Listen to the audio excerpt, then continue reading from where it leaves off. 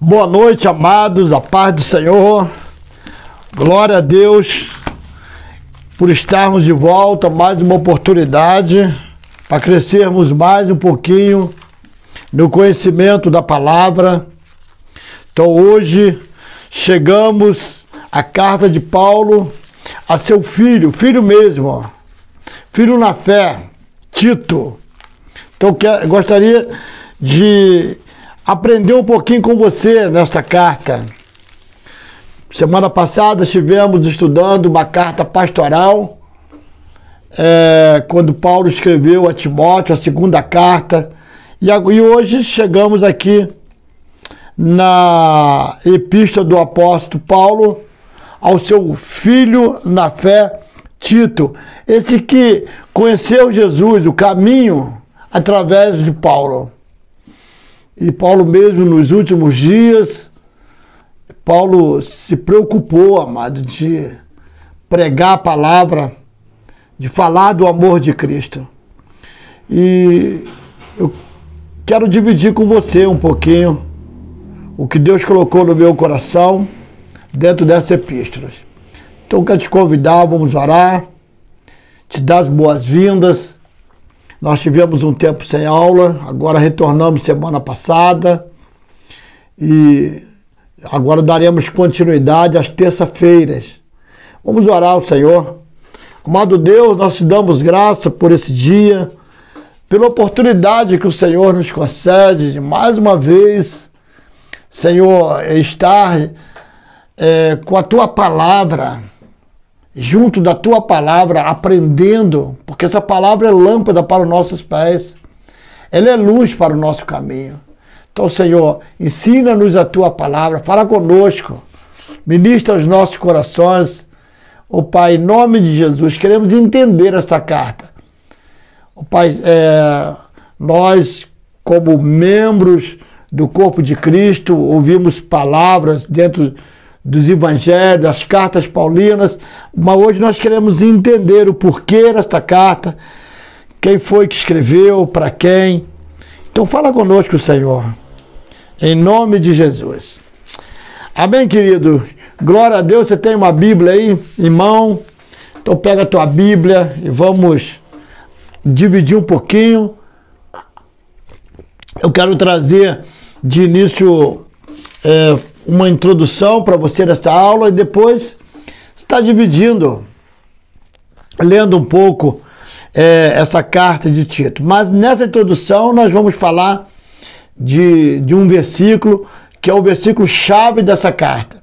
Então qual o título desta carta, desse estudo da carta de Paulo ao seu filho Tito? Como um cristão deve viver? Puxa vida, hein? Como um cristão deve viver? Eu sou um cristão, você é um cristão, como nós devemos viver?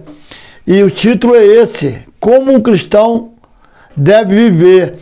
E o versículo-chave dessa carta, está no capítulo 3, verso 4 e 5. Vamos ler, queridos? Diz assim, ó, capítulo 3, verso 4 e 5.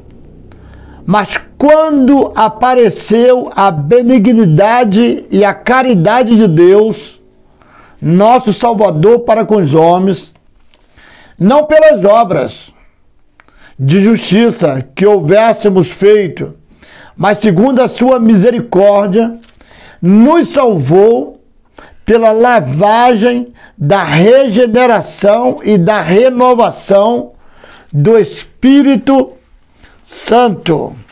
Olha só que coisa linda, hein? Quando, porém, se manifestou a benignidade de Deus, nosso Salvador, e o seu amor para com todos, não por obras de justiça praticada por nós, mas segundo a sua misericórdia, ele nos salvou mediante o lavar regenerador e renovador do Espírito Santo. Aqui, queridos, vemos a obra de Deus a obra de Deus de salvação, através de diversos ângulos apresentados por Paulo. Vamos ver. Vemos que quem efetua a transformação no homem é o Espírito Santo. Então, o único que tem poder para convencer o homem do pecado, da justiça, do juízo, é o Espírito Santo. É Ele que nos regenera. Então, nós precisamos deixar a pessoa do Espírito Santo, nós precisamos deixar que o Espírito Santo nos regenere. Eu preciso ser trabalhado, ser tratado pelo Espírito Santo. É Ele que faz isso, é Ele que nos lava. Então, para eu me tornar um cristão, viver como um cristão lavado, eu preciso deixar. Por isso que o título diz, como um cristão deve viver. Deve viver sabendo que o Espírito Santo que o regenera, é o Espírito Santo que o lava, que o santifica, que o renova. É Ele. Nós somos totalmente dependentes do Espírito Santo. Vamos parar um minutinho, vamos orar mais uma vez. Espírito Santo, vem sobre nós. Nós precisamos dessa água, da lavagem. Precisamos ser regenerados, santificados de tantas coisas. Trata conosco, nos convença mesmo. Entra aqui dentro da nossa mente, nosso entendimento. Faça aqui uma metanoia, uma mudança. Precisamos disso, amado, em nome de Jesus. Assim como Timóteo, Tito era um jovem pastor. Aí, apontado, Tito foi chamado por Paulo para supervisionar a igreja que estava na ilha de Creta. Então, era uma ilha com várias igrejas, várias cidades e várias igrejas. E Tito, ele foi chamado para supervisionar essas igrejas, para tratar com os presbíteros, aqueles que estavam à frente dessas igrejas. Nós vamos ver mais à frente. E ele foi chamado para estar supervisionando, porque essa ilha de Creta é a maior de todas as ilhas. Por isso era muito, muito importante. O tema principal dessa carta é o chamado de Paulo para que Tito se preparasse para ser o supervisor de todas as igrejas na cidade da ilha de Creta. Por isso a carta de Tito está cheia de sabedoria prática, principalmente nas questões administrativas. Assim como Timóteo, Tito era um jovem pastor apontado para supervisionar a igreja que estava na ilha de Creta, a qual era a maior de todas as ilhas gregas, e por isso era muito importante. O tema principal desta carta era que Tito tomasse uma posição e se preparasse para ser o supervisor de todas as igrejas na cidade e na ilha de Creta. Por isso, essa carta está cheia de sabedoria prática, principalmente nas questões administrativas e organizacionais. No capítulo 1, verso 5, olha só, diz assim, por esta causa te deixei em Creta. Para quê? Para que pusestes em boa ordem as coisas. Estou lendo Tito 1,5. Por esta causa te deixei em Creta, para que pusesses em boa ordem as coisas que ainda restam, e de cidade em cidade estabelecesses presbíteros, como já te mandei. Preste atenção nisto. Para que pusessem em ordem as coisas que ainda restam. Porque aqui no princípio, querido, ou melhor, hoje também assim, entrava muita heresia. O pessoal vinha tentando de todas as formas trazer ensinamentos contrários. E Paulo, sentindo que ele estava no final, o que ele faz?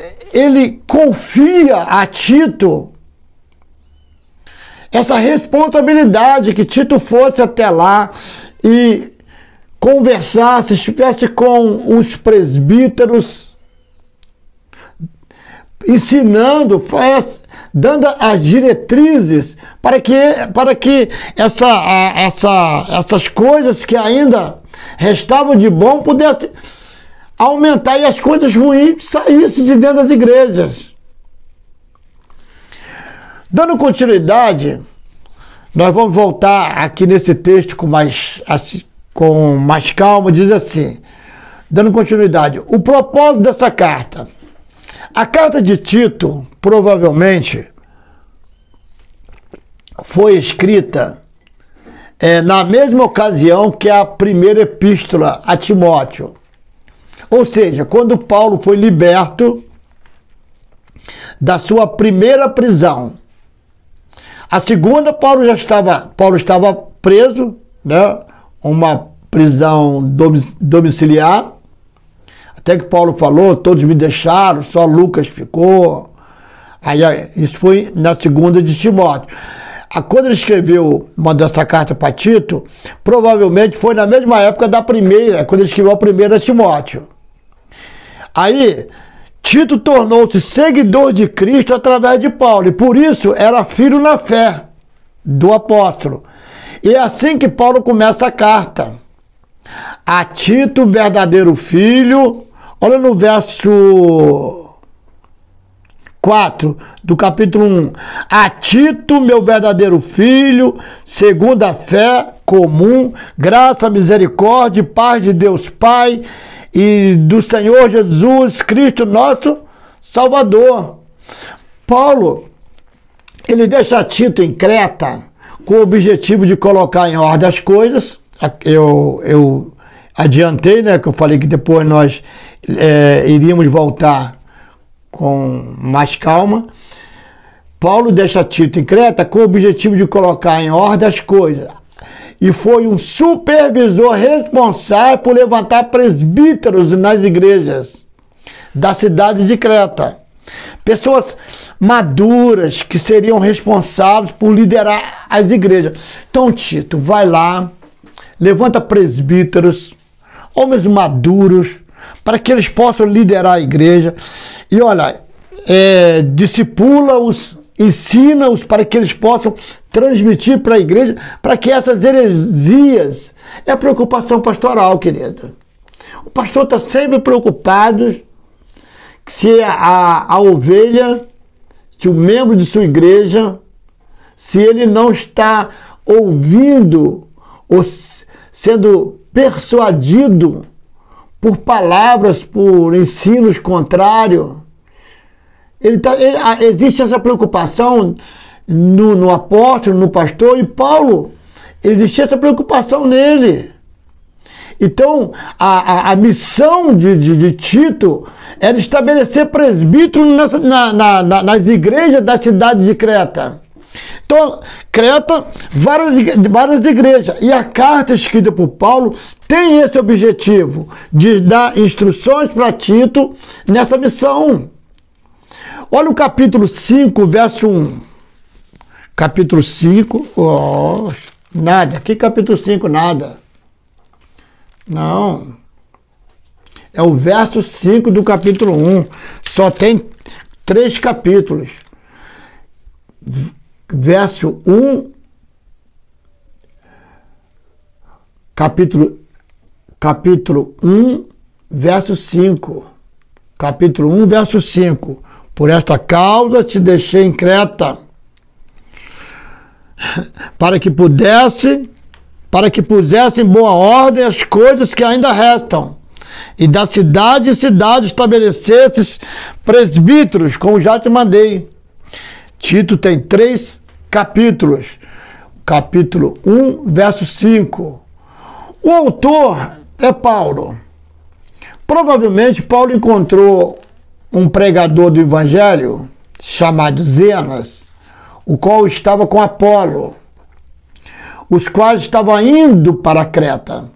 E então Paulo aproveita a ida desses dois irmãos para que eles levassem a carta para Tito. Olha, agora sim, olha no capítulo 3, verso 13. 3, verso 13. Quem faz ao vivo é assim, irmãos, tá? Quem faz ao vivo é assim, não vai editar e cortar isso não. Olha o verso 13 do capítulo 3. Acompanha com muito cuidado Zenas, doutor da lei, e Apolo, para que nada lhes falte. Acompanha com muito cuidado Zenas, o intérprete da lei, e Apolo, a fim de que não lhes falte coisa alguma. A carta de Tito foi escrita depois da prisão de Paulo em Roma. Provavelmente foi escrita entre os anos 63 e 64, depois de Cristo, juntamente repetindo com a primeira de Timóteo. Olha o verso 14 do capítulo 3. E os nossos, olha só, eu vou repetir o 13. Acompanha com muito cuidado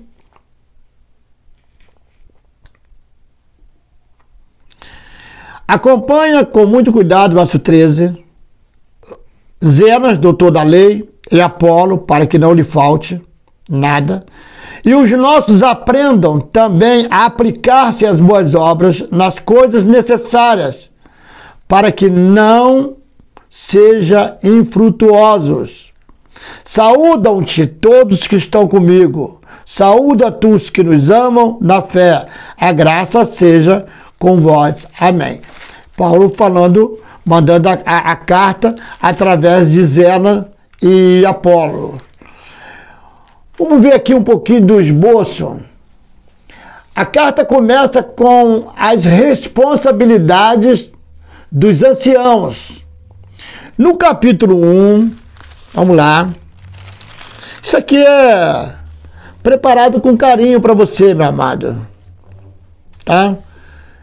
E eu tenho o maior prazer de passar para você aquilo que eu busquei aqui dentro e preparei para você. Que eu pesquisei. Tenho o maior prazer. E é de graça. É gratuito. Tá? Não é nós estamos dando o esboço de toda estamos dando o resumo de toda a Bíblia.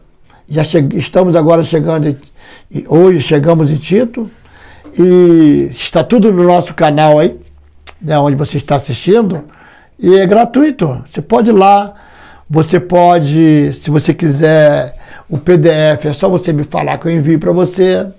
Ah, mas é de 45 por 30, 100, nada disso não. É para você, é para te abençoar, é para abençoar a tua vida. Receba isso com carinho, agarre essa oportunidade. Então vamos lá. A carta começa com as responsabilidades dos anciãos. No capítulo 1, verso 1 a 16, depois vemos conselhos para diferentes grupos de pessoas, para pessoas com mais idades, para os rapazes, moças, para os servos, no capítulo 2, do 1 a 15. Vamos ver um pouquinho no capítulo 1, diz assim: Paulo, servo de Deus e apóstolo de Jesus Cristo, segundo a fé dos eleitos de Deus e o conhecimento da verdade, que é segundo a piedade, em esperança da vida eterna, a qual Deus não pode mentir, prometeu antes do tempo dos séculos. Ele está falando aqui, escrevendo em esperança da vida eterna. Você tem esperança da vida eterna, querido? Sim ou não? Você precisa buscar isso. Renova a minha esperança. O inimigo quer tirar isso de nós, roubar a nossa esperança da vida eterna. Querido, aquilo que nós fazemos Mostra quem nós somos. As obras salvam, pastor? Não, mas os salvos, o seu testemunho de vida, sabe, tem um poder muito grande. Então, Tito, escolha presbítero entre esses. Você vai vendo, depois leia aí do verso 5 até o 16 com calma, tá? Senão a aula fica muito longa, nós formos lermos todos os versículos, para você ver o que Paulo falou para Tito, o que deve ser um presbítero. Quando eu falo presbítero, estou falando pastor também, tá? Estou falando diácono. Estou falando um obreiro da casa do Senhor. Bom, querido? E no capítulo 2, exortações aos velhos, às mulheres, aos jovens, aos servos. Tito deve ser ele mesmo um exemplo em tudo. Olha, eu vou ler um pouquinho. Disse, tu, porém, fala o que convém à sã doutrina. Os velhos que sejam sóbrios, graves, prudentes, sãos na fé, na caridade e na paciência. As mulheres idosas, semelhantemente, que sejam sérias no seu viver, como convém às santas. Não caluniadoras, não dada muito vinho, mete no bem. Caluniadores. Você conhece alguém, irmão, que gosta de caluniar, de fazer uma fofoca? Graças a Deus, nas nossas igrejas não tem isso. Nós estamos livres de qualquer tipo de pessoas que fazem qualquer tipo de calúnia. Não tem, graças a Deus. E a palavra que Paulo fala para ti, desse no verso 4, para que ensine as mulheres novas a serem prudentes, a amarem seus maridos, seus filhos, a serem moderadas, né, boas donas de casa, sujeitas a seus maridos, a fim de que a palavra de Deus não seja blasfemada. Exorta semelhantemente os jovens que sejam moderados. Em tudo te dá, por exemplo, de boas obras, na doutrina, mostra incorrupção, gravidade, sinceridade, linguagem sã e irrepreensível. Então, querido, depois você leia o capítulo 2 também, com calma. Talvez você, eu não sei se você já leu a carta de Tito, são só 3 capítulos. Eu acho que deve ler. Nós precisamos buscar esse amor pela palavra, sabe? Amor pelo estudo, amor mesmo. Se você entrar em uma plataforma que as pessoas fazem live, você repara o seguinte. Você entra lá na live de quem está fazendo, claro. Aí você vai ver quantas pessoas estão ali conectadas. Se for assim, ó, Deus hoje vai fazer isso, Deus vai fazer aquilo, você pode ver, e solta aí a língua estranha, a revelação, eu tô vendo isso, tô vendo aquilo, mas olha, vai lá em cima a live. Agora, o que Deus quer de nós é que aprendamos a palavra. Então, precisamos amar a palavra, ter amor por conhecer a palavra. Revelação é boa, mas olha, tem que ter revelação, a palavra, ser equilibrada, em nome de Jesus. Quero falar um pouquinho hoje também sobre as chaves dessa carta. Eu fiz questão de separar algumas para você depois ter anotado. Precisa anotar agora que eu mando o PDF para você. Tito tem 2 grandes declarações, se não as maiores, a respeito do Evangelho do Novo Testamento, nessa carta. No capítulo 2, do 11 ao 14, diz assim, ó. Eu vou ler do 11 ao 14. Porque a graça de Deus se há manifestado, trazendo salvação a todos os homens, educando-nos para que, renegadas a impiedade e as paixões mundanas, vivamos no presente século, sensato, justo e piedosamente, aguardando a bendita esperança e a manifestação da glória do nosso grande Deus e Salvador Jesus Cristo, o qual a si mesmo se deu por nós, a fim de remir-nos de toda iniquidade e purificar para si mesmo um povo exclusivamente seu, zeloso e de boas obras. Querido, a graça de Deus se manifestou para salvar todos os homens. E esta graça ensina-nos a viver de maneira piedosa, sensata, justa, longe das paixões mundanas, aguardando o retorno de Jesus Cristo. Ele está voltando. Ele está voltando, queridos. Olha só agora, olha que nós estamos lendo, aguardando o retorno dele. Ele subiu aos céus, mas ele vai voltar. A graça que se manifestou na entrega de Jesus por nós nos fez seu. Não pertencemos a nós mesmos, pertencemos ao Senhor. Querido, você não se pertence. Você pertence ao Senhor.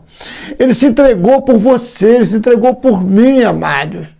E o que eu estou fazendo hoje é aguardando o retorno dele.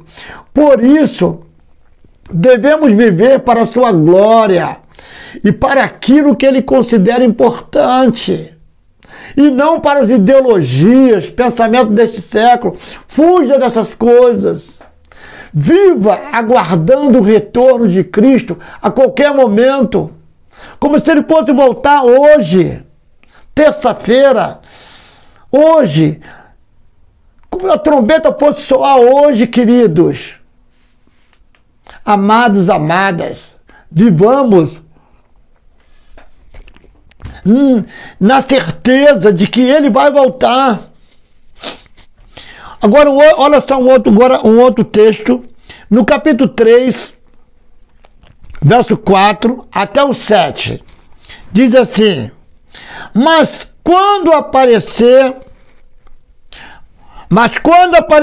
a benignidade e a caridade de Deus, nosso Salvador, para com os homens, não pelas obras de justiça que houvéssemos feito, mas segundo a sua misericórdia, nos salvou pela lavagem da regeneração e da renovação do Espírito Santo, que abundantemente ele derramou sobre nós por Jesus Cristo, nosso Salvador. Não foi pouca água não, foi muito, para nos lavar de todo pecado.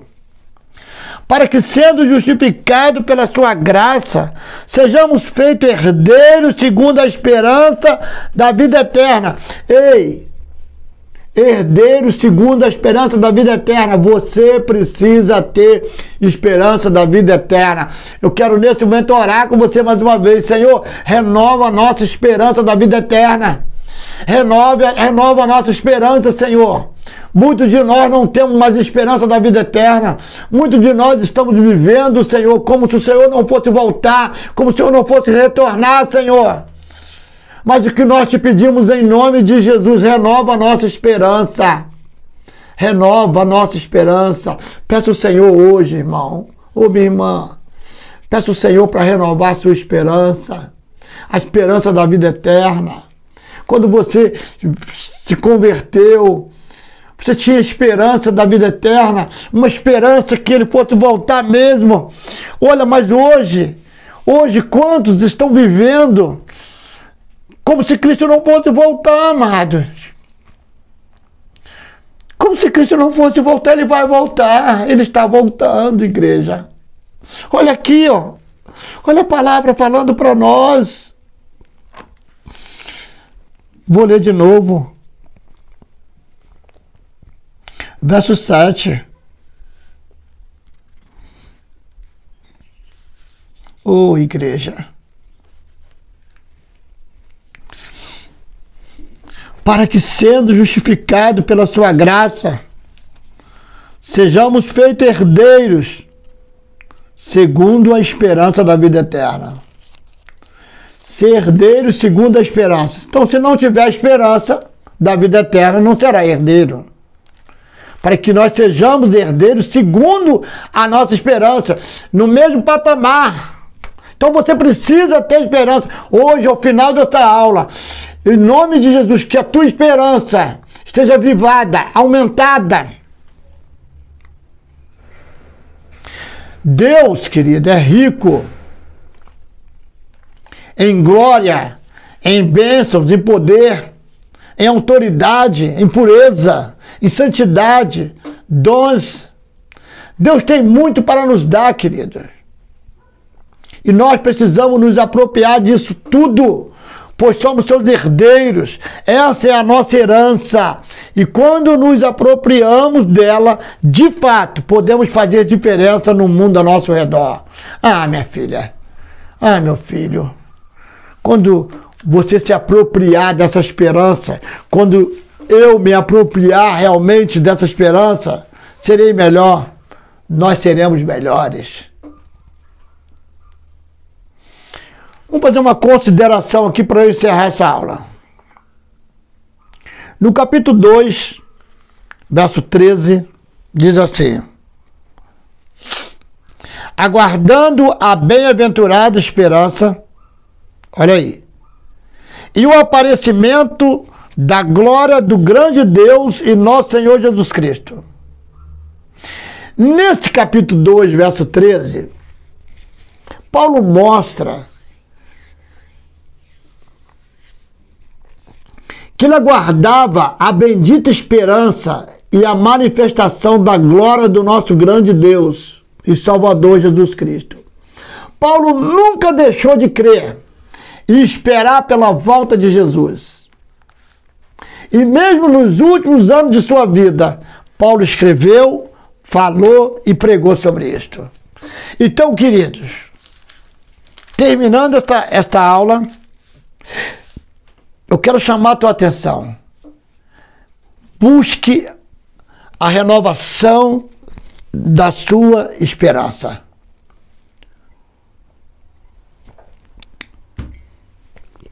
Busquemos a renovação. Vamos orar mais uma vez? Vamos orar? Onde você estiver agora? Senhor, em nome de Jesus, quantas vezes eu tenho agido, eu tenho corrido de um lado para o outro, me esquecendo que há em mim uma esperança, ou correndo de um lado para o outro, não movido pela esperança da vida eterna. Então eu quero te pedir nesta noite, todos nós que estamos agora, Pai, em oração, queremos te pedir, vem sobre nós, Espírito Santo, renova em nós a esperança, vivifica-nos, santifica-nos, perdoa-nos, para que essa esperança viva venha reacender dentro de nós. Que essa esperança viva venha aumentar de uma maneira tão